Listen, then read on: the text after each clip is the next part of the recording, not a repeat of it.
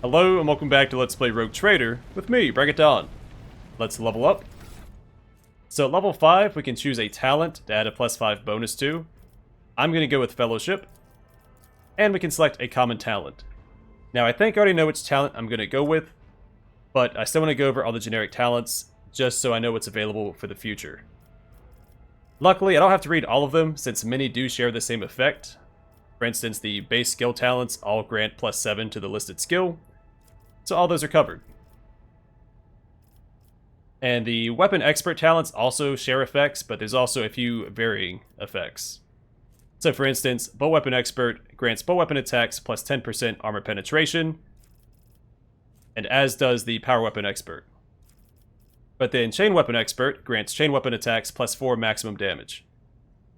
I don't want to select any of these yet because I'm not entirely sure which weapon I'm going to go with. I know hammers are available in the game, but I don't think there will be any one-handed hammers.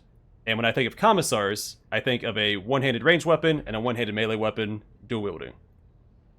I am disappointed the commissar doesn't get bolt weapon proficiency, but I guess the propaganda poster I'm thinking of is the exception and not the rule. So the Caiaphas Cain novels, one of the covers has him holding a bolt pistol in one hand and a chainsword in the other. And so when I think commissar, that's what I think of. But for the most part, baseline humans can't use bolt weapons. It'll shatter their arm or wrist. It usually takes a very strong human, a human in power armor, or a genetically enhanced human to fire one.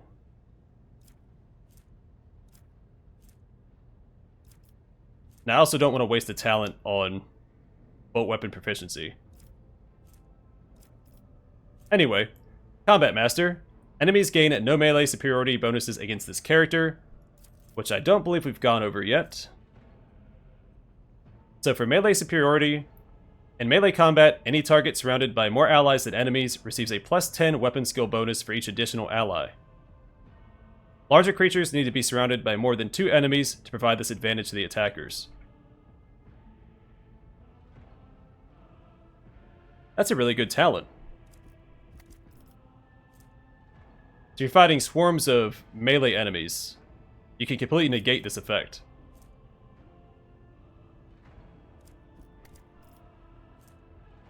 It'd be better on a tank, so someone like Abelard. Alright, Swift Movements grants +2 movement points. Dueling Mastery grants +15% bonus to parry. That's probably worth grabbing at some point, since my character will always have a melee weapon equipped. Flame Weapon Expert. Flame weapon attacks cost 1 less AP to use, with 1 AP minimum.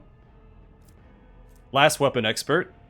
Enemies suffer a -20% penalty to dodge against last weapon attacks. That seems pretty good. Melta Weapon Expert.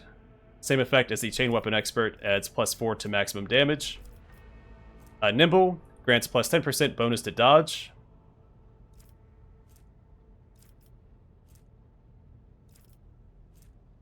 And dueling gives you an extra 5% to parry.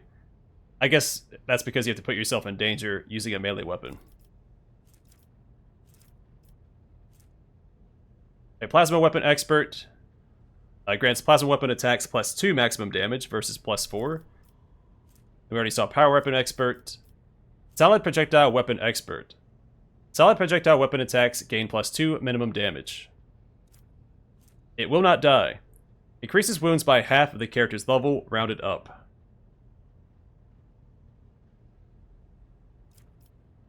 That might be good later on. Alright, then the proficiency talents allows the character to use the weapon listed. So we have Melta weapons, Plasma weapons, Bolter weapons, and Flame weapons. Again, I don't know if I want to waste a talent on grabbing a proficiency, but we'll see. I don't have the strength to use heavy armor yet. Eldari weapon proficiency and Drukari weapon proficiency.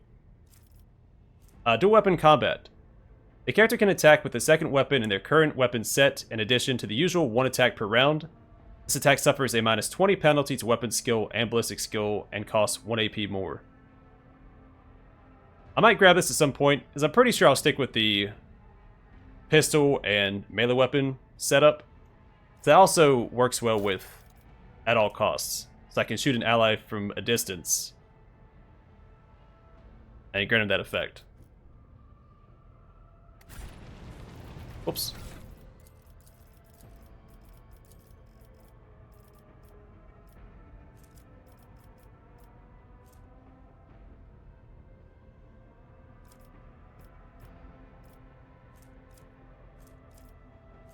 So heavy weapon proficiency is a slightly different effect. Reduces the required strength value for heavy weapons by 25. Overpower. When firing heavy weapons, critical hit chance is increased by a percentage, and critical damage is increased by a percentage. Breaking point. Heavy weapons deal +2 damage and ignore 2 deflection. The characteristic training, weapon, and ballistic skill adds +5 to the ballistic or weapon skill.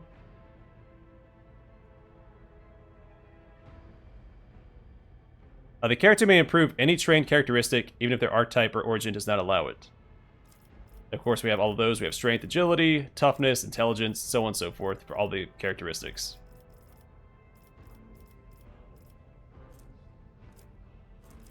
Alright, then advanced skills grants +13 to the listed skill.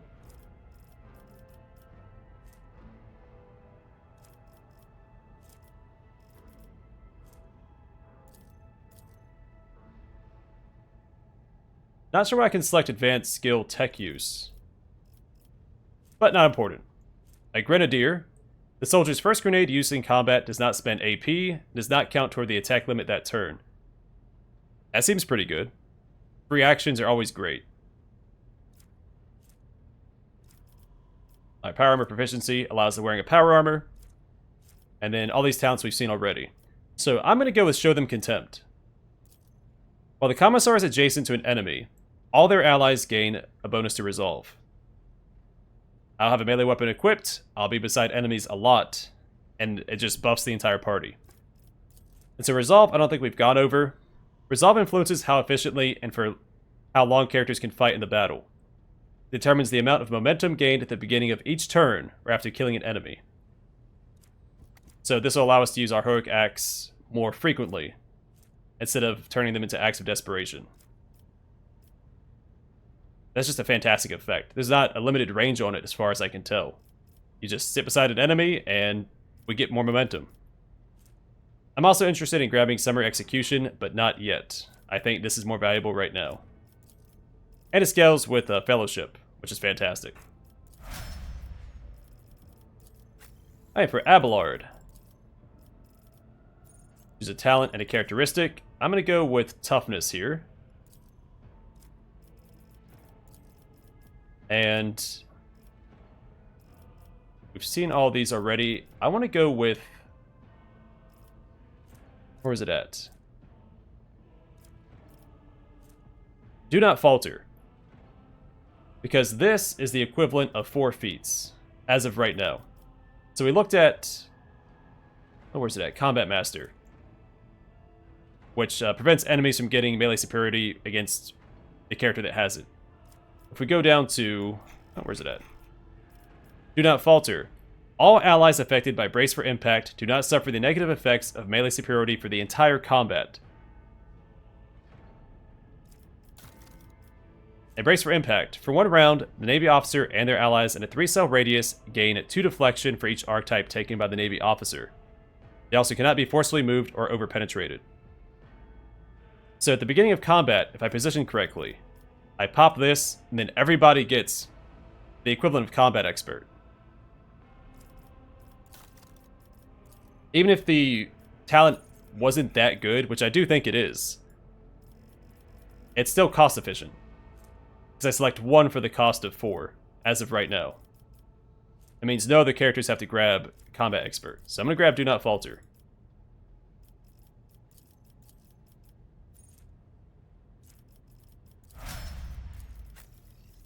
Alright, and for Adira, I think Perception is the obvious choice. Well, Willpower might be worth it. But I'm going to do Perception. And for her, I don't actually remember what she had down here.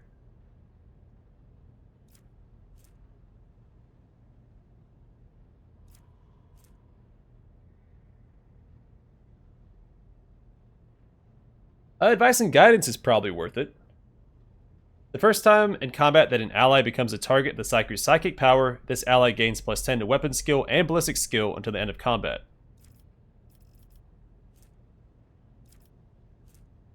I really like the ones that last all combat, so you can kind of fire and forget.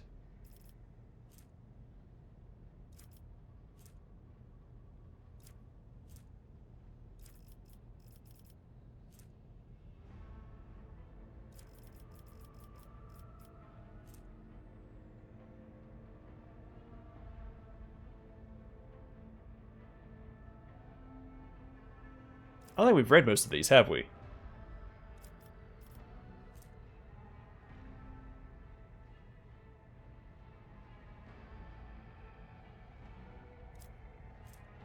Some of these seem pretty good. So Edge of Fate. At the beginning of every combat, the Psyker's allies gain plus 50% critical hit chance. The first critical hit removes this effect. Man, that's great. Fatebringer. Allies under the effect of at least one psychic power gain an additional percentage to armor penetration. Flawless Plan. Every 9th successful dodge and or parry by the Psyker and their allies combined grants the Psyker plus 2 additional AP on the next turn. Predicted Downfall. The first dodge attempt of every enemy in combat suffers a percentage penalty. Unnatural Luck. When the Psyker uses a divination psychic power on an ally without an unnatural luck effect, that ally gains unnatural luck. And unnatural luck, when the ally suffers a critical hit, it becomes a normal hit instead of the unnatural. Sorry, read it instead twice. It becomes a normal hit instead, and the unnatural luck effect is removed. Lost my spot there a couple times. Aftershock. Every time the Psyker deals mental damage from any source other than Aftershock, the target suffers half as much mental damage at the end of its next turn. Mental Breach. Enemies that have taken damage from the Psyker at least once suffer a minus 20 penalty to all resistance tests against the Psyker until the end of combat. Mind Siege. Enemies that have failed a willpower resistance test against any of the Psyker's psychic powers will suffer additional mental damage every time they suffer mental damage until the end of combat. Mind Thief.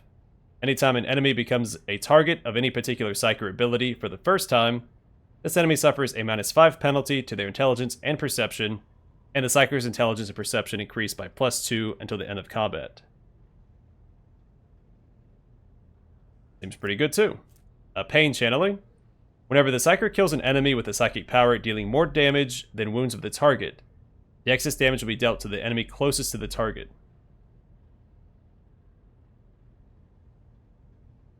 I wonder how that works with Chain Lightning.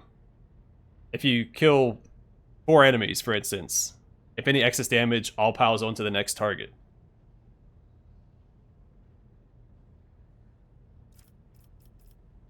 Visions of Doom. Enemies that become targets of the Psyker's psychic powers gain a stacking minus 5% penalty to their dodge and parry until the end of combat. Warp Minds. After every 6th use of a psychic power by the Psyker, all enemies gain a stacking minus 5 penalty to all characteristics until the end of combat. Weak Hearts. Enemies currently inflicted with blinded, stunned, immobilized, or prone effects by the Psyker suffer plus 10% more damage. The rest of this is her homeworld stuff. And we've seen all of this. Okay.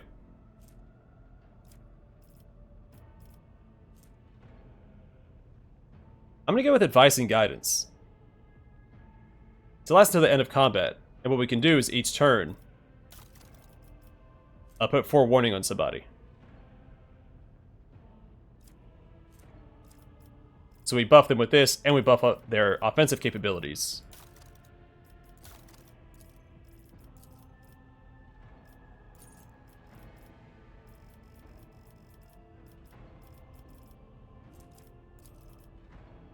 There's a lot of really good options here, though. I'm having a hard time deciding what to take on her. But that'll do for now. Alright, Argenta.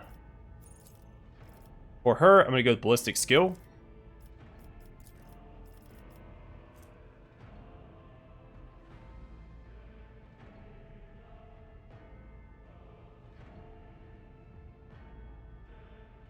I don't know if I want Rapid Reload yet. We don't have that many options in combat right now anyway, so we're not hurting for AP.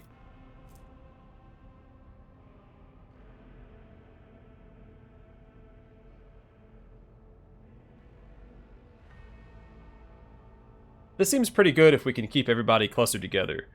If I go the Flamer route, she'd be up close with my Commissar and Abelard anyway.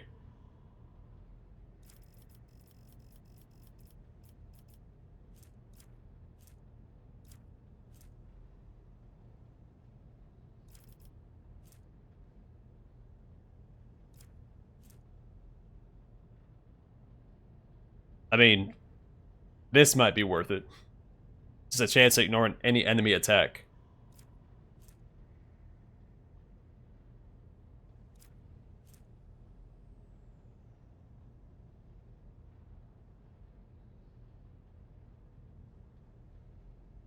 Lenny of Hatred might be worth it.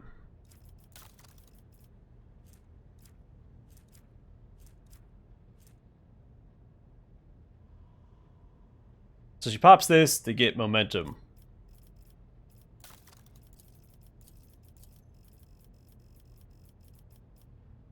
And then Litany of Hatred, the devotee and their allies in the area of effect of Warhammer of Furious Recital grants a damage bonus for single shots and attacks opportunity for 1 round.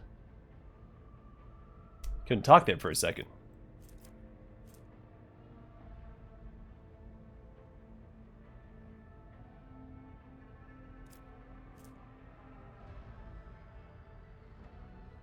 Oh, this might be worth it too. Stronger Together. All allies, excluding Xenos in the current party, gain +5 to the same characteristic as was chosen for humanity's finest. That's an option for Abelard as well. So what was hers? Agility.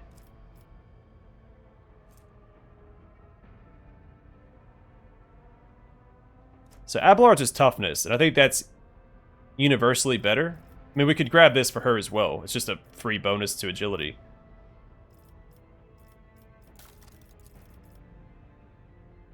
Now, there I'll go with Litany of Hatred. The bonus damage is always great.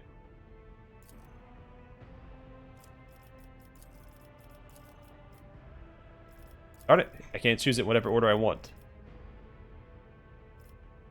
Now, I could also go... Actually, you know what? Maybe do Bolt Weapon Expert instead. Well, no, I might do the Flamer build. We'll wait and see. Again, I'm not set on the weapons for any of the characters yet, so I don't want to lock those in. There is a respec option in the game, but I try not to respec, especially in a first playthrough. I try to, stick with my mistakes and make the Let's Play more natural. So let's do Litany of Hatred. More damage, always good. Alright.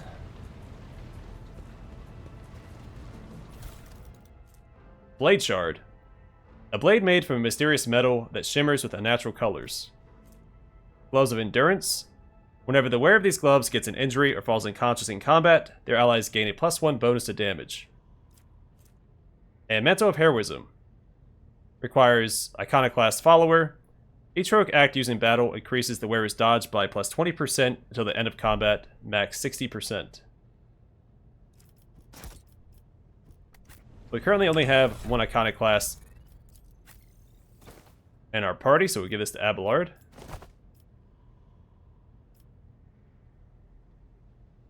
The very Imperial Guardsman cape.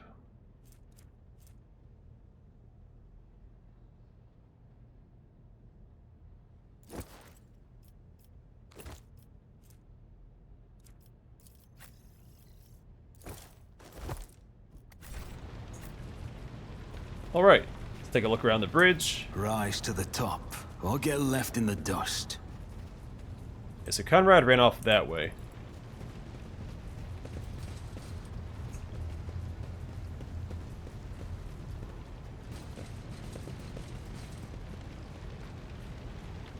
The Emperor protects. Always keep your eye on the prize. He protects those who are willing to protect themselves.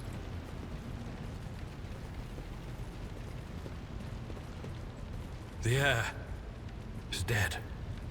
He sacrificed himself to save the entire dynasty. Old man, he was never going to make it. He was mutating right in front of us. You just ended his suffering sooner. Master Helmsman Ravor, or Raver. Raver, Master Helmsman. System status report. By the Emperor, it's the Seneschal, living and breathing. The white-haired man with sickly pale skin salutes you. Well, there's a tricky question. The whole place is so overgrown with foul wickedry. We'll be scrubbing it off the vid screens for throw knows how long. How did you people survive in here? The man glances around the bridge. Must have been Providence. It better have been the Emperor's, not someone else's. When they barged in here, the ones with the Master of Whispers, some officers charged them, but it wasn't even a fight. I grabbed whoever I could and dragged him behind the cogitators, then I prayed for our rescue. We need to re-establish contact with the Navigator's Sanctum. It's our only chance of escaping from the warp. Your words seem to knock the officers out of their stupor, and the air around you fills with voices and commands being issued. You hear someone sobbing, one of the survivors buckling under the stress. Abelard cuffs the crying officer without even looking. Yeah, no time for sympathy in Warhammer 40,000. There's only time for war. Restore the Vox channel to the Navigator's Sanctum. Ready the crew. Prepare for translation to real space. Abelard pauses for a few seconds before returning to you. Donald, you may call me superstitious, but translation is not a good time to disregard rules. You're the only one who speaks for House von Valancius. You may not be the Lord Captain, but you, more than anyone else, deserve to take her place in the ritual that is about to commence. He directs your attention upward, to the throne that sits at the apex of the tall staircase. What must I do? Take the Lord Captain's seat. Order the final preparations. Wait for the officers to report. Bah, blast it all to the void. Translation is a craft, not something to be explained in a tick. Just go up to the throne, Master Donald. These people are about to do the impossible. The least they deserve is the solace of seeing a figure sitting in the usual spot. Please hurry. Every second we waste is a terrible risk. I am ready. Begin the ritual.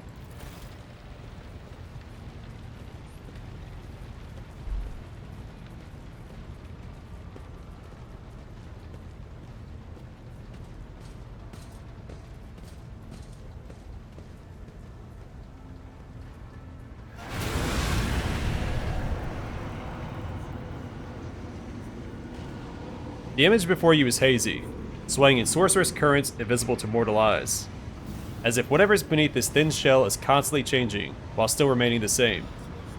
It's taken on the guise of Theodora, but the false rogue trader's eyes reveal the entity's true, surreal nature. One of Theodora's eyes is engulfed in otherworldly fire. The other, a vessel of ancient evil, bores into you. A voice seeps directly into your brain, without ever reaching your ears, and this voice booms with all the horrors of the warp. Mortal, who are you to oppose the very flows of fate? The vision lowers its head, its harrowing gaze boring into you. But for a moment, something changes in Theodora's expression. It almost looks like a shadow of fear? It matters not.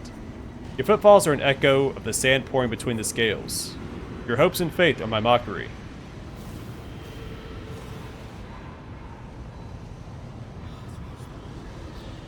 Begone, Phantom.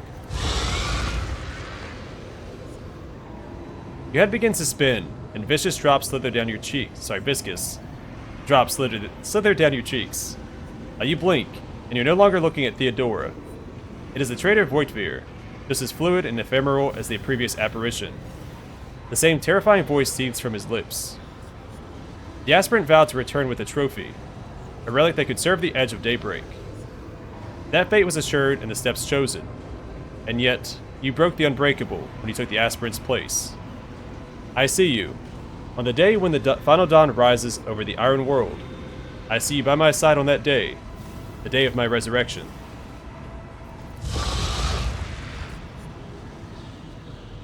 The image is scattered by invisible sorcerous winds. You see Adira, her eyes aglow with the same sinister flame. Your image is woven into the tapestry of things to come.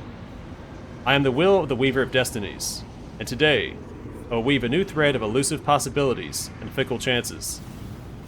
Thread that will lead you out of the maw of irreversibility, The thread that will help you find the keys to salvation. The thread that will guide you and the weapon of our return to me. Weaver of Destinies. Though it's a Zinchian demon.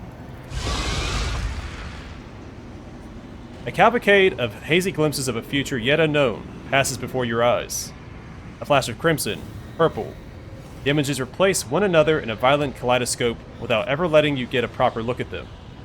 Through the rippling mirage, you see a twisted image of Abelard, the little seneschal of the dynasty. The path is set, child of the dawn. The thread is woven. Follow it, servant of mine.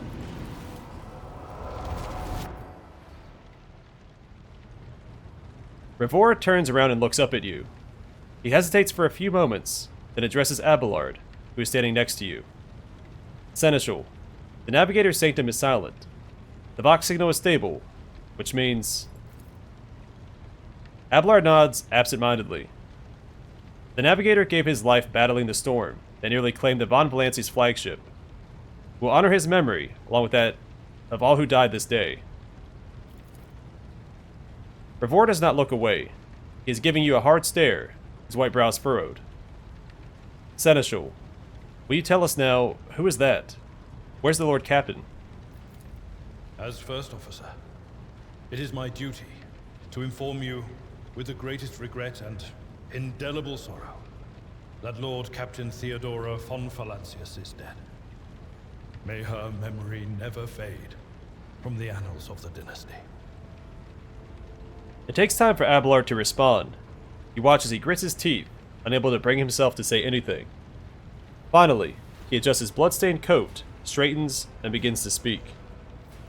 By right of blood succession, and with the absence of other kin who could challenge this decision. After waiting out the first wave of shocked cries, Abelard glances at you and continues. No, I don't want to do this. Say nothing. It is hereby declared that the successor to Theodora von Valancius is her heir, the rightful inheritor of the warrant of trade, and the title of Rogue Trader. The official ascension ceremony will be held at a later time. In the interim, have you lost your tongues?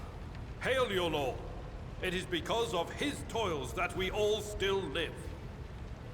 Abelard stops short and glares fiercely at the confused officers. The deed is done, Master. My apologies. I meant to say Lord Captain. The Seneschal turns to you. He looks at least half a decade older.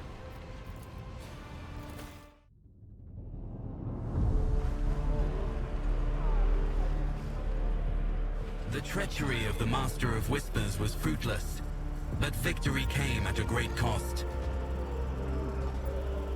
Lord Captain Theodora von Valancius perished along with her heir, Edelthrad, and thousands of crew members.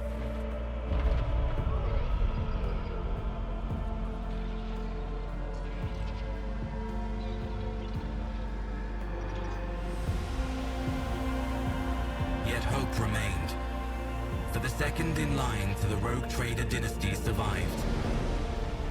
To hang the ancestral banners once again, and exact vengeance on the enemies of House von Valancius and humanity.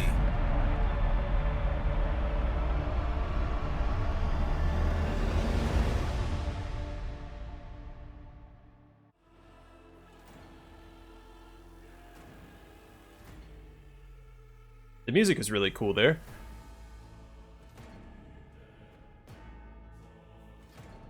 There's two things you can never have enough of in Warhammer 40,000, and that's DACA and organs.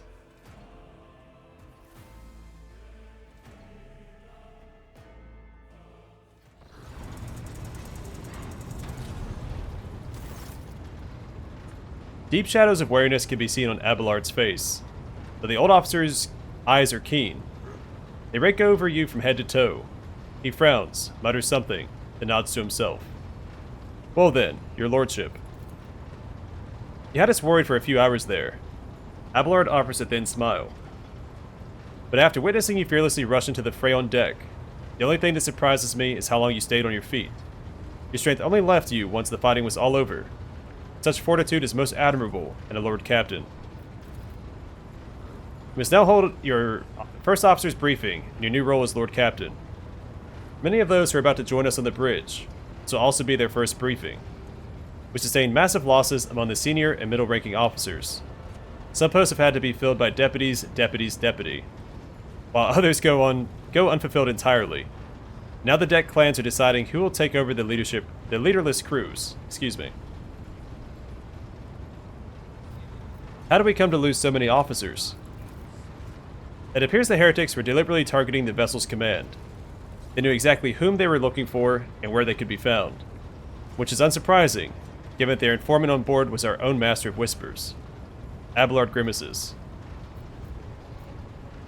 But what is on the agenda for this meeting? Reports on the condition of the ship and crew. The Lord Captain is not usually drawn away from her important affairs to attend such routine briefings, but this is a unique situation. I'm still receiving updates from across the ship, and they're not encouraging. Getting this bird to fly could take a gargantuan effort, even so far as you personally negotiating with the authorities of the system we are currently in. So prepare to hear a bevy of complaints and excuses, your lordship. Take this opportunity to get a good look at the officers who work 6 decks away from the bridge, and they in turn will have the honor of beholding the visage of their Lord Captain. Have you succeeded in tracking down Voidfear? Abelard grits his teeth. No, Lord Captain. In all the commotion, his trail went cold. Our people are still on the hunt for him and any mutineers who may still be skulking the ship's many corridors. But frankly, I would not be surprised to hear that we are now one shuttle short. I'm afraid that it'll be some time before he answers for all he has wrought. Yes, with the size of this ship, heretics and such could hide out in the ship for a long time. Wait, Abelard. There's an altogether more pressing problem. Oh no, I'm not going to say that. I'm ready to start the briefing. Summon the officers. With a gesture, Abelard relays the order to the adjutants on the far end of the magnificent chamber.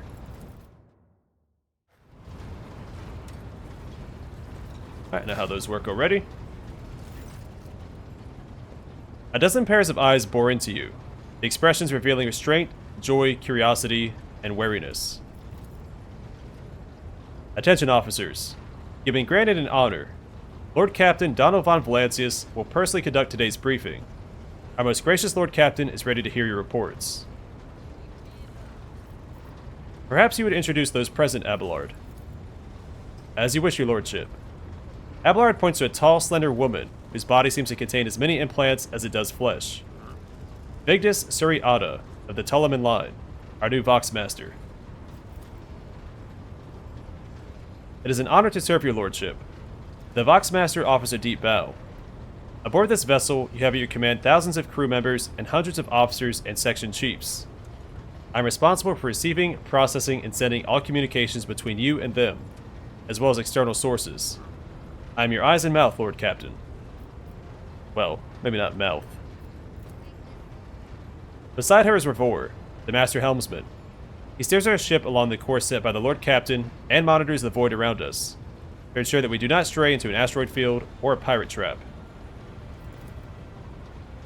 The bearded man with pale, almost transparent skin, large dark circles under his eyes, and a dour expression that seems hardwired into his face, gives a sullen nod. Hail, Lord Captain. This here ship's as good as home to me, so rest assured she's in safe hands. I'll die before I let her come to any grief. And lastly, our High Factotum Janris Danrock, who oversees supplies, procurement, and the general material well-being of the ship. Dressed in an embroidered jacket, the heavy-set man with oiled hair offers an obsequious smile and bows. It is an honor, your lordship. You may trust me with all matters concerning your comfort. Everything will be done to the highest standard. In the second row, we have the 3 officers charged with overseeing the ship's vital functions. The Master of Ordnance is responsible for the artillery aboard. The Infernus Master, whose crew work to prevent and extinguish fires in the ship. And lastly, the Drives Master, servant of the Omnissiah. So the Omnissiah is unique in the Imperium. So typically, when it comes to the Imperium, there is a zero tolerance policy for worship of anything besides the Emperor. The Mechanicum gets a pass, because the Emperor himself made a deal with Mars. The Mechanicum is based on Mars. because they needed the technology and the resources that the Mechanicus had. Now, some tech priests do worship the Emperor as the Omnissiah and see them as one and the same, but some don't. And there's can be a lot of tension between the various factions in the Mechanicum. I think it's really well done. Any story regarding the Mechanicus always has me question their loyalty. They're a very interesting and alien faction. Anyway, the 3 officers salute you. The Infernus Master does so with confidence, while the Master of Ordnance betrays nervousness. The Drives Master offers a salute resembling a dance, involving the complicated manipulation of all the Tech Priest's mechadendrites. So the mechadendrites are what you can see on the Tech Priest's back, kind of coming up. They act as extra arms most of the time, but they can have other tools and whatnot on them. Is that everyone? Unfortunately, our choir master, the esteemed Zachary Weiss, head of the Astropath section, is unable to join us. He's in charge of communications with distant star systems. Master Weiss, I think I said Weiss here, I'm assuming that's a German type name. Master Weiss has been in a trance for some time now, attempting to contact other planets in the Von Valancius Protectorate and inform them of Lady Theodora's passing and Conrad Voidfear's treachery. I'll deliver a report to your lordship on the Astropath's progress as soon as it is possible to do so. So, much like navigators, astropaths are very important for ships to have, because that's how they communicate via the warp. Because 40k is a galaxy-wide setting, trying to send regular radio transmissions would not be very efficient. And sometimes, sending it through the warp is also not efficient. I believe I mentioned earlier in the Let's Play that time in the warp is not always linear, but sometimes when a ship enters the warp with the intent of traveling for a week, it could end up being 6 years or 100 years in real space. So there's not a lot of consistency there. Now, there are certain paths through the warp, and they're often guarded on either end, that are known to be more consistent, but there are no guarantees in the warp. All others present are adjutants, secretaries, and deputies. They're here to make a record of proceedings. I wish to hear the Infernus Master's report. Yes, Lord Captain. The tall young man bows his head in deference. I can report that all fires across all decks have now been extinguished. The preliminary damage assessment, in terms of material losses and crew casualties, has been completed. The results have been submitted to the Seneschal and the High Factotum. The post passed to him after the previous Infernus Master and his next 3 deputies expired in the line of duty. Abelard remarks in a low voice pitched for your ears only. The lad is managing well so far. He can take the heat, so to speak. Was that a joke, Abelard? High Factotum, what have you to report? We're toiling day and night to complete a full account of the losses. The task will require next to no involvement from your lordship. I will personally ensure that all damaged components are given into the Tech Priest's hands for attention, and that all lost supplies are replaced.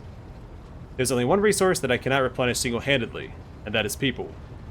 We've lost more than 2,000 crew members, and unfortunately, this number is not confined to the scum from the lower decks, which are easily replaced, but also includes trained professionals. We will be able to make up our losses on the nearest planet, Rykad Minoris. However, the whole system in fact, belongs to the Winterscale Rogue Trader dynasty. We cannot simply begin recruiting on the planet without first coming to an understanding with the governor. In that respect, I am powerless. Negotiations at this level are a matter for the Rogue Trader. Especially true given Caligos Winterscale's penchant for attacking first and asking questions later, and the kind of thick-skulled thugs he usually installs as governors on his planets. Rebels Abelard frowning. Drives Master, I will hear from you now. A voice distorted by a Vox retranslator emerges from under the Tech Priest's scarlet hood. Lord Captain, the foes that set upon this noble void ship destroyed the repositories of hundreds of machine spirits. The great warp engine entrusted into my charge is unharmed, thank the Omnissiah, but its spirit mourns its dead brethren. We have not yet identified a prayer protocol capable of assuaging its sorrow and anger. So in 40k, machines have what they call machine spirits. And there's usually some debate whether or not they truly exist, but there has been evidence to show that they do. Sometimes there was a story specifically about a Land Raider, which is a large troop transport tank with a ton of firepower. Basically acted on its own accord to fight enemies of humanity. That's a really interesting topic. Again, everything regarding the Mechanicus and their dealings is fantastic. But machine spirits are really interesting. And usually the larger the machine, the more powerful the machine spirit. So a void ship will have a very potent machine spirit. With great sorrow, I must also report that the Engineer Prime, overseer and spiritual authority of all tech priests on board, fell in battle. The Magos was betrayed by the little flesh that remained part of him. A most terrible loss. There is no one among my comrades aboard whose experience and comprehension of the sacred protocols equals that of the fallen Magos, or Magos. But we require a replacement, and as soon as possible. So another thing you typically see with tech priests of the Mechanicus is they have an obsession with replacing their flesh with machine parts. And usually the higher rank the tech priest, the more machine they are. And in fact, it could get a little absurd. The Fabricator General of Mars was the size of a building, with all the modifications he had made to his body. Would someone care to translate the esteemed Drive Master's words? The ship's most senior tech priest, most senior both in rank and in experience, is dead. If we do not find a replacement, we will be unable to resolve the problems with the warp engine. Answers the Vox Master instantly, without even thinking. This is not the first time she has acted as an interpreter between the ship's various inhabitants. Master Helmsman, deliver your status reports. Right you are, Lord Captain. To cut a long story short, the outlook is bleak. The ship's sound, more or less, but without our Engineer Prime and Navigator, who fell in battle, we have no way out of the system. We try to set so much as a toe inside the warp. I don't know what'll happen first. A warp drive being torn to pieces, all of us melting into the bulkheads. Yeah, so one of the greatest hazards entering the warp in a ship is if the Geller shield fails. You don't know what's going to happen. The warp is not kind to human bodies, or any living creature, in fact. It is a realm of emotion and demons. You could mutate into a chaos spawn like we saw with Adelthred, or you could melt into the bulkhead, or nothing could happen. You never know. Demons could swarm the ship and eat you alive. It is extremely dangerous. Your Lordship, if you allow me to interject, when we arrived in this system, my crew followed standard protocols and conducted a count of all the available communication channels in the region. One of them was a Navis Nobilite station. The station maintains complete Vox silence. Even its presence here inspires hope. To have located Navigator in the very same system is an incredible stroke of luck. A true blessing from the God Emperor. If I were you, I'd grab this chance with both hands, or else you'll soon be eyeing up asteroids to use as your new residence. And slightly less crappy news. We could go round and round the system till our heads are swimming, as long as the Promethium and supplies last. And if any thick-as-Grox crap lowlifes come sniffing around, we'll be able to take them out, so don't you worry on that score. A Master of Ordnance, do you have anything to report? The Master of Ordnance gives you a gloomy look. No. My job's simple. Maintain the arsenal and fire when I'm told. Sorry, where I'm told. And when. But just ask anyone. We've got no able crew. No Lord Captain. Master of Ordnance, you forget yourself. The Master of Ordnance chokes back the words he was obviously about to blurt out without thinking. He casts another look at you before lowering his gaze. I apologize profusely, Lord Captain. Pardon the fool. The ship is in ruins, every other officer is dead, and the Lord Captain is no longer with us. Fear has taken hold of me. While as a commissar, I have executed people for less. Probably, in my past. Not necessarily. Commissars do have a reputation of executing willy-nilly, but there are examples of that not being the case. And I like to think that my commissar didn't just execute people for the sake of it.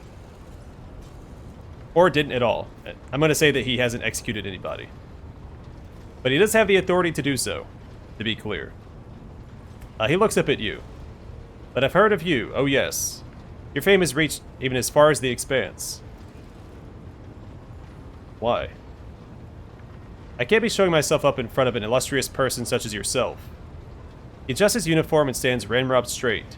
I'm guessing this has to do with my origin. The Master of Ordnance can report that the rest of the arsenal has been saved and the battery is in good order. We're ready to fight, if that is the Lord Captain's will. To summarize, we've sustained serious losses in crew members, and we require a new Engineer Prime and Navigator. Is this all that is preventing us from continuing the voyage? Precisely, Lord Captain. But bear in mind that this will not be the end of our trials. The ship systems must be properly inspected for major damage, which can only be carried out at Footfall Station, home to the only stockyard in the sector. But we will never reach Footfall without first solving these 3 immediate problems. What can you tell me about the system in which we currently find ourselves? I cede to the Voxmaster in this point. Mistress Ptolemy. We are in the Owlcat star system, and our voyage here was undertaken on the orders of your lordship's predecessor. There are 3 inhabited bodies in this system, and our attempts to send Vox messages have produced confounding results. The Navis Nobilite station has not simply failed to answer. It seems to be maintaining total Vox silence. However, we did receive a distress signal from the prison planetoid in the system, and Owlcat Minoris itself is also not responding to our hails. But what is most alarming is that our augurs have intercepted signals from the surface that seem to indicate ongoing hostilities on the planet. The situation is not very encouraging, but without a navigator, a tech priest, and new crew members, we won't be able to travel anywhere. Therefore, we must go to the planet and the Navis Nobilite station and find out what in the void is going on. Thank you all for your reports. Dismissed. The assembled officers salute you as one. Your Lordship, there is one other thing. A confidential matter of the utmost importance. Lady Theodora. Abelard hesitates. Your eternally esteemed predecessor brought the ship here to the system for a reason. She was given a secret commission. You perhaps are wondering who has the authority to commission a rogue trader to do anything. And I shall tell you. The Lord Inquisitor, the Hand of the Emperor, chief architect of his will in the Coronis Expanse.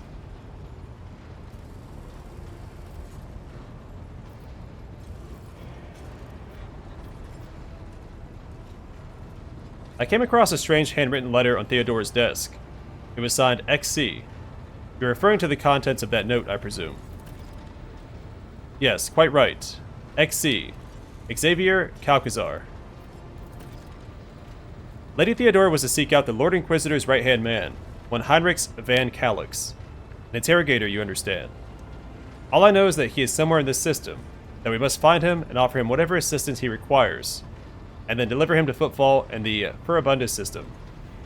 Finding him without any more information to go on will be difficult indeed, but an Inquisitor is an important individual. The authorities in the system, either the Navis Nobilite or the Governor of Owlcat Minoris, may know something. That is all of it, your lordship. You have a great deal of work ahead of you, but it is a mere taste of the daily burden of a rogue trader. Soon you must take up the reins of the Von Valancius Protectorate. Abelard gives you another scrutinizing look, as if trying to gauge how long you will hold out under this mountain of problems. His face softens slightly, and it seems he's about to offer some words of encouragement.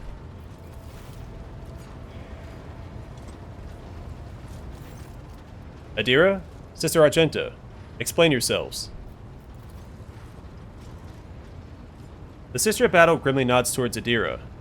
The Psyker is suffering some ailment, or dark madness. She insisted on seeing the rogue trader. I judged that it would be unwise to leave her unsupervised. For a brief moment, Sister Argenta's voice sounds hesitant. I was also hoping to approach you with a personal request, but it can wait. Speak with me when you have time, rogue trader. Adira's glazed eyes rove over those assembled. One word bursts from her lips. Daybreak.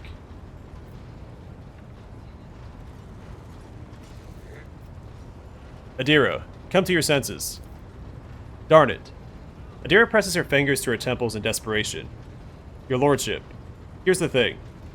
I was trying to see the immediate future, and it hit me so hard, my head is still spinning. Something very strange is heading our way, and I can't make out what it is, no matter how hard I try. A single word is all I can make out. Daybreak. Or maybe it's dawn. And it's ringing and ringing like an echo, like a bell. But if it's daybreak, then why is it so dark? We cannot extract any information of value from a single word. Can you tell us anything else, Mistress Class? No, not yet anyway. The voices are going berserk, all shouting at once. I can't make sense of any of it. As soon as I know or sense anything, I'll report it, alright? Lord Captain, if you want me to take a closer look into your future, find me on the bridge and we can talk. Lady Theodora was well served by my whispers on many occasions, and I'm sure you'd benefit from them as well. The Psyker's bitten lips stretch into a wry smile. If there's nothing else of value to report, I declare this briefing concluded. It's time to get to work. Whew, that was a lot of reading, but we made it. Alright, I'm gonna call it here, and next time we'll explore the ship. Speak to our companions, get to know them a little better. Use the system map in the center of the bridge to issue orders to the crew. I will do that shortly. But we have a lot more to do before that. But either way for now, thanks for watching. Hope to see you guys in the next one.